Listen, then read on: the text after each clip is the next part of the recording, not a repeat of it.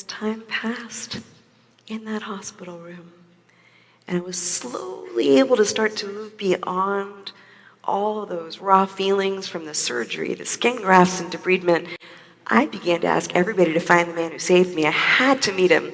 I found out that his name was Roger Pepper, and I'll never forget the day he came to visit me. He showed up with an extra large cheese pizza and 2 strawberry milkshakes. It was so cute.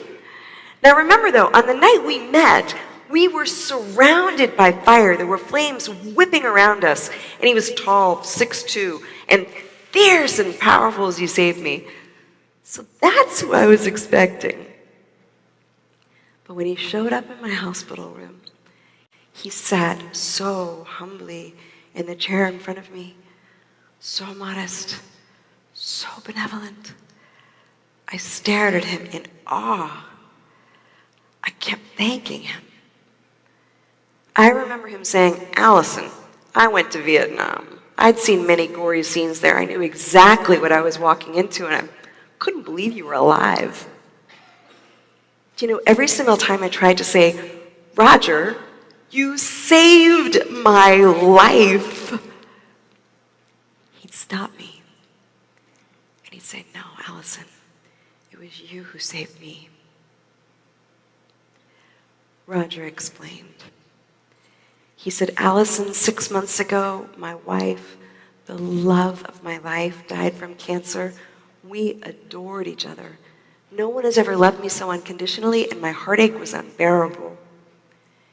He explained that after his wife's death, he lost all motivation for his life, left his entire career in marketing, and became a security guard just to pay the bills.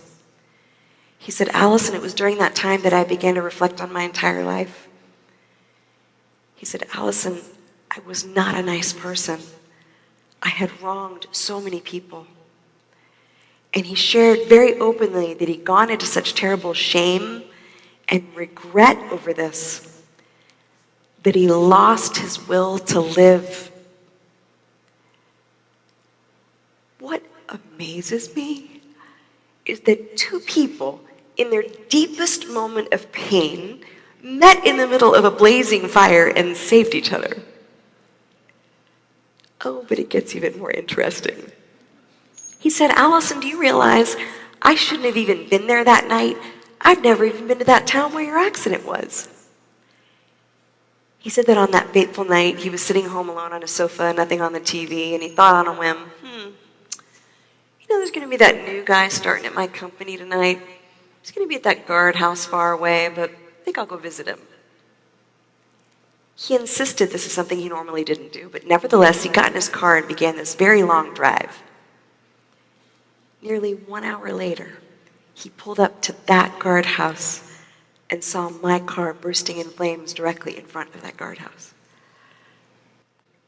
When the firemen arrived later, they said if he had hesitated even 3 seconds, I'd be dead. Roger always said he felt he was born for that moment. And of course, I never stopped thanking him for saving my life. His story is such a beautiful journey of redemption and healing. Roger went on to fall in love again, rebuilt his whole career in marketing, and ended up bringing so much happiness to everyone around him. I adored this man.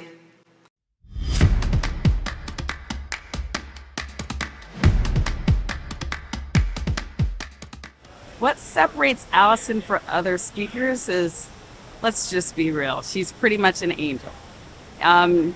It's an unearthing experience, and most people are very earthly.